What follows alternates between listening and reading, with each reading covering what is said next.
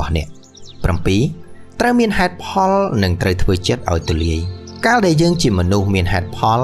និងធ្វើចិត្តឲ្យទូលាយនឹងធ្វើឲ្យការសន្ទនាប្រព្រឹត្តទៅបានយ៉ាងរលូននិងបានលទ្ធផលល្អពីការសន្ទនានោះបើសិនជាយើងជាមនុស្សគ្មានហេតុផលនិងចិត្តចង្អៀតវាមិនត្រឹមតែធ្វើឲ្យយើងមិនសមដោយប្រាថ្នាទេយើងអាចនឹងទទួលបានសត្រូវមកច្រើនឡើងក៏ថាបានដែរការវែកញែកនិងការជជែកគ្នាយ៉ាងតឹងសរសៃក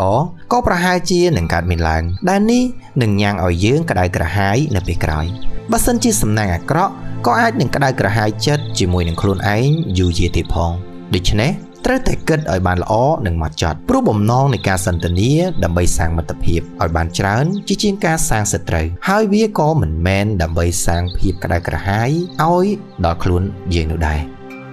8. ផ្ដល់កិត្តិយសចំពោះទស្សនៈរបស់គូសន្ទនា